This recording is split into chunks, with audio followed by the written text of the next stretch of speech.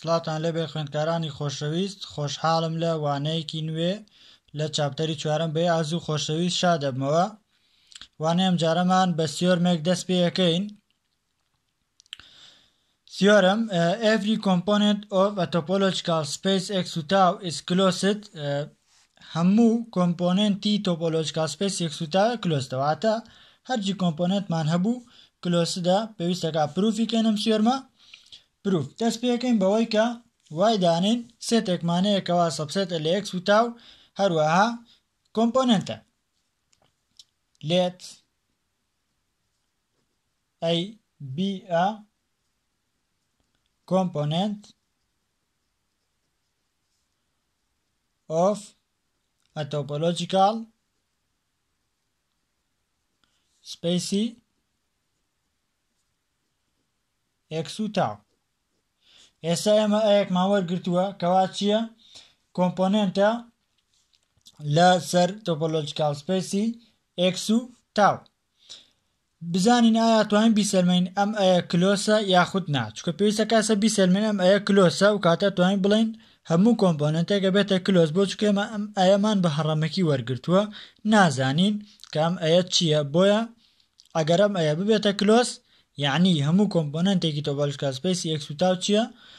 کلۆسە. باشە، since لەبەرەوەی A is component لەبەر ئەیەکەمان چی؟ ئەیەکەمان کۆمپۆنێنتە کەواتە A is connected. کەواتە ئەیەکەمان چییە؟ ئەیەکەمان کۆنێکتدە. بۆ چونکە کۆمپۆنێنت بووە. کۆمپۆنێنت دوو مەرجی هەیە، یەکەمیان کۆنێکتد بێ، دووەمیان ماکزیمەڵ بێ. کەواتە ئەم ئەیە هەم کۆنێکتد بووە هەم ماکزیمەڵ بووە، بۆیە بووە بەچی؟ بۆیە بووە بە کۆمپۆنێنت. ئەتوانین بڵێن ئەم ئەیە کۆنێکتدە بۆ چونکە کۆمپۆنێنتە. زۆر باش.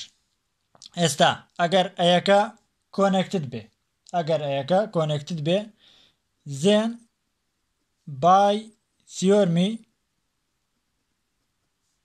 4.1.24 بەپێی ئەم سیۆرمە ئاڵێن چی؟ ئەی کلۆژەر بە هەمان شێوە کۆنێکتدە. ئەی کلۆژەر is connected. بەپێی ئەم سیۆرمە ئاڵێن چی؟ ئەی کلۆژەر کۆنێکتدە. سیۆرمەکە ئاڵێ چی؟ سیۆرمەکە ئاڵێ چی؟ let E be a connected subset of a space X و tau if F is a subset of X such that E subset لە F subset لە F closure E closure ئەوە F is connected. ئێمە ناتوانین F بکەین بە E closure، بەڵێ توانین، کەواتە مادام ئیەکە کۆنێکتد بێ ئەوە بە دڵنیاییەوە E closureیش کۆنێکتدە. بۆ ناتوانین وای لێ بکەین سیۆرمەکە بەم شێوازەی لێ بکەین،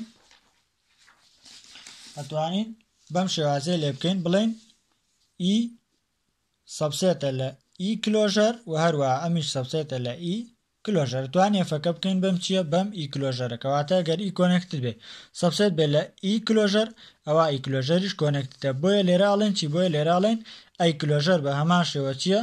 کۆنێکتدە. زۆر باش. ئێستا ئەی لەگەڵ ئەی کلۆژەرە کۆنێکتدن. بەڵام ئەی is component.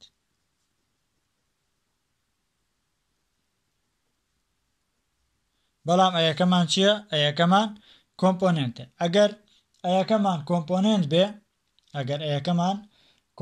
بێ لەبەرەوەی ئەی و ئەی کلۆژەر هەردووکیان کۆنێکتدن، کەواتە ئەبەیەکێکیان کۆت بێتە ناو ئەوی تریانەوە. مادام ئەیەکەمان کۆمپۆنێنتە کەواتە ناکرێت هیچ سێتێکی تر کەوت بێتە ناو ئەی. ناکرێت سێتێکی تر کەوت بێتە ناو ئەی بۆ چونکە کۆمپۆنێنتە. ئێستا ئێمە دوو کۆنێکتدمان هەیە، ئەزانین کە ئەی کۆمپۆنێنتە، یعنی ئەتوانین بڵێن ئەی کلۆژەر کەوتۆتە ناو ئەی، بۆ چونکە گەر ئەی بکەوێتە ناو ئەی کلۆژەر ئەوە یعنی ئەی کۆمپۆنێنت نییە. ئێمەوە نازانین ئایا ئەی کلۆژەر کۆمپۆنێنتە یاخود نا، بەڵام ئەزانین ئەی کۆمپۆنێنتە و هەروەها ئەی و ئەی کلۆژەر کۆنێکتدن.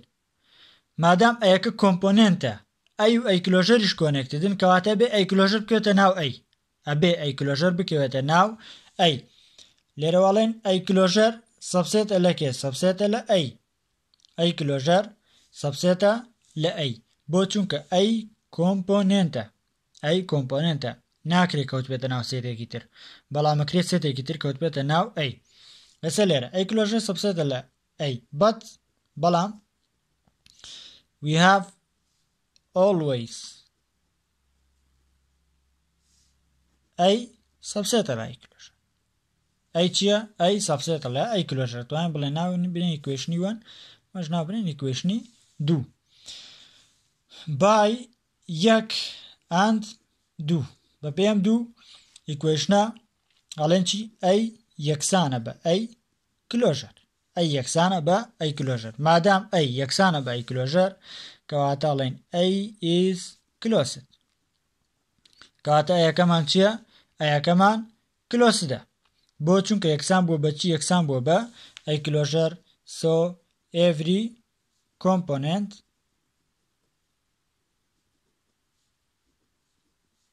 is closed کەواتە هەموو کۆمپۆننتێک چییە؟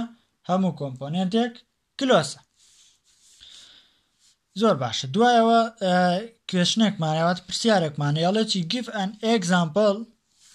give an example shows that the component need not be open پیشانی بەکەوا کۆمپۆننت مەرج نییە ئۆپن بێ مەرج نییە چی بێ مەرج نییە ئۆپن بێ ئێستا ئەمە ئەگزامپڵێکە هێنینەوە ئەنسەرەکەڵێن consider q کە سێتی ئیڕاشناڵەکانە with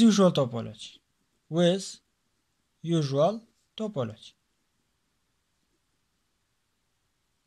لەگەڵ چیا q لەگەڵ usual topology کەواتە هەموو کۆمپۆننتێک لە کیوە ئەبێ بەچی ئەبێ بە سینگلتن سێت ئێساوا سەرمێنی کە هەموو کۆمپۆننتێک ئەبێ بەچی ئەبێ بە سینگلتن سێت وە سینگلتن سێتی شەزانین هەموو سینگلتن سێتێک کلۆسە ئەزانین کە سینگلتن سێت چییە کلۆسە بۆیە لە طبعا لە یوژوەڵا کلۆسە نەک لە هەموو سپیسێکە یاخود لە هەموو تۆپۆلۆجیەکە لە یوژوەڵا هەموو سینگلتن سێتێک چییە هەموو سینگلتن سێتێک کلۆسە زۆر باش لەبەرەوەی کە ئێمە کیومان هەیە لەگەڵ یوژوەل تۆپۆلۆجیە لە یوژوەل تۆپۆلۆجیە هەموو سینگلتن سێتێک چییە هەموو سینگلتن سێتێک کلۆسدە ئەڵێن هەموو کۆمپۆننتەکان each component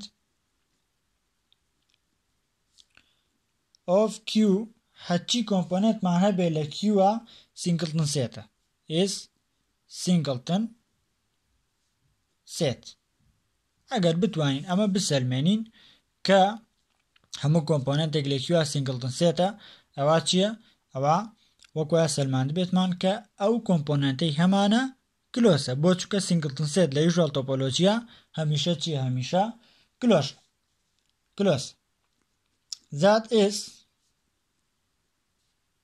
ئەگەر ئیەکمان هەبێ if ئەم ئیە کۆنێکتد بێ یەکسان بێ بە x y یەکسان بێ بە کێ یەکسان بێ بە x و y زۆر باش ئەم x yە طبعا هەردووکیان دانەی ناو کیون ئێمە زانین لە پێشتر خوێندوتە لە نێوان هەردوو ئیڕەشنەڵێکە ڕاشنەڵێکمان هەیە وە لە نێوان هەردوو ڕەشنەڵێکە ئیڕەشنەڵێکیشمان هەیە زۆر باش ئێستا ئێمە دوو ژمارەمان هەیە کە لە ناو کیوان کەواتە so there exist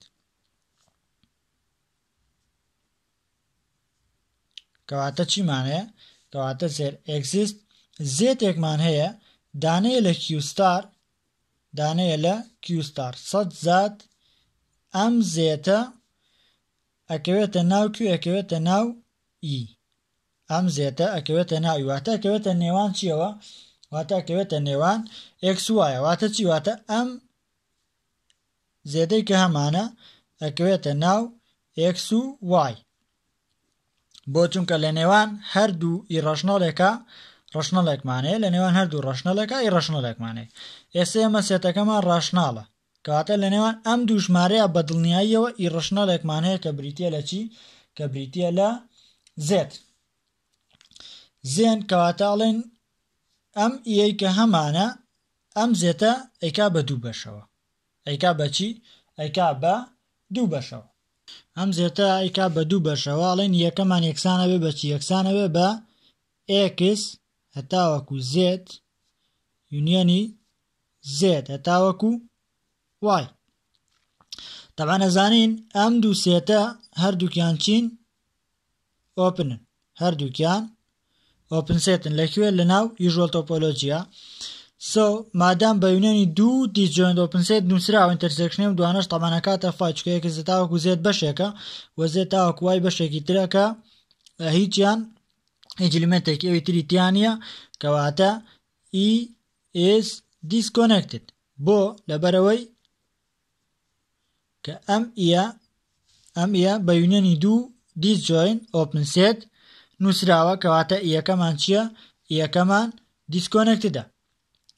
زۆر باش، ئێستا یەکە disconnected دەرچوو کەواتە ئەمە بێ بە چی؟ ئەمە بێ بە contradiction بۆ لەبەرەوەی پێشتر وتومانە یەکەمان کۆمپۆنێنتە، ئەگەر ئی کۆمپۆنێنت بێ یعنی کۆنێکتیدیشە، چونکە ئەگەر کۆنێکتد و ماکزیمال بوو اینجا بێ بە کۆمپۆنێنت، ئەگەر کۆنێکتد نەبێ نابێتە کۆمپۆنێنت. مادام یەکە بۆ بە کۆمپۆنێنت کەواتە ئی کۆنێکتد بووە، بەڵام لێرە بۆمان دەرچوو چییە؟ بۆمان دەرچوو یەکەمان دیسکۆنێکتدە. کەواتە ئەگەر سێتێکمان هەبێت لە ناو ئیڕەشناڵەکانە لە ناو کیوواتە لە ناو ئیڕەشناڵە یاخ لە ناو ڕەشناڵەکان چکە کیو ڕەشناڵەکانن، ئەگەر لە ناو ڕەشناڵەکانە سێتێکمان نەبێ سینگلتن سێت نەبێ ئەوە نابێتە کۆمپۆنێنت بۆ چونکە دیسکۆنێکتدە، کۆنێکتد نییە. ئەگەر کۆنێکتدیش نەبوو کۆمپۆنێنت نابێ. مادام ئەم سێتێکە هەمان بوو بە دیسکۆنێکتد کە زیاد لە ئلیمێنتێکی تیا بوو بۆ یاڵێن each component هەر کۆمپۆنێنتێک is singleton set. هەر کۆمپۆنێنتێک چییە؟ هەر کۆمپۆنێنتێک سینگلتن سێتە، کەواتە هەر کۆمپۆنێنتێک چییە؟ سینگلتن سێتە. مادام هەر کۆمپۆنێنتێک سینگلتن سێت بوو every component is closed and need not be open. need not be open واتە پێویست ناکە خودمەرج نییە open بێ بۆ چونکە لێرە کۆمپۆنێنتمان هەبوو کەوا open نەبوو. لە دوای ئەمەوە سیۆرمێکمانێ، ئەم سیۆرمە تەنها بۆ زانین یاخود بەکارهێنانەوە لە پرسیارەکانی دواترا ئەگەرنا پروفەکەی داخل نیە بۆ ئێمەش باسی ناکەین. سیۆرمەکەڵە چیەڵە if x without is a topological space then ئەڵێ ئەگەر x topological spaceێک بێ ئەوە یەکەم each point in x is contained in exactly one component of x. هەموو پۆینتێک هەرچی پۆینتی x ئەکەوێتە تەنها ناو یەک کۆمپۆنێنتەوە، ناکرێت پۆینتێکی x مانە بێ لە دوو کۆمپۆنێنتا بێ. واتە بۆ نمونە a و b are component of x and if a small دانە بێ لە x ئەوە then ئەم ئەیە دانەیە لە A or دانەیە لە کێ؟ دانەیە لە B. ئەم ئەیە دانەیە لە A یا بڵێن either A دانەیە لە A or A دانەیە لە B، ناکرێت لە هەردووکیان بێ، ناکرێت ئەمەیە لە هەردووکیان بێ، بەڵکو ئەم یەکەماڵە چی؟ هەر پۆینتێکی ناو x دەکەوێتە تەنها ناو یەک کۆمپۆنێنتەوە، واتە ئەگەر هەردوو کۆمپۆنێنتێک ئینتەرسێکشن بکەی ئەکاتە فای. A intersection B هەمیشە ئەکاتە چی؟ ئەکاتە فای چونکە هیچ پۆینتێکی هاوبەشیان تیانی. دووەمەڵە چی؟ the components of x form a partition of x واتە کۆمپۆنێنتەکانی x چی دروستەکەن؟ پارتیشنی x ئەکەن، واتە یونیەنی هەمویان ئەکاتە x و ئینتەرسێکشنەکەشیان فای ئەکات، واتە ئینتەرسێکشنی هەردوو دانەیە بکەین ئەکاتە فای و یونیەنەکەیان ئەکاتە x. بۆ نمونە لێت A و B و C are component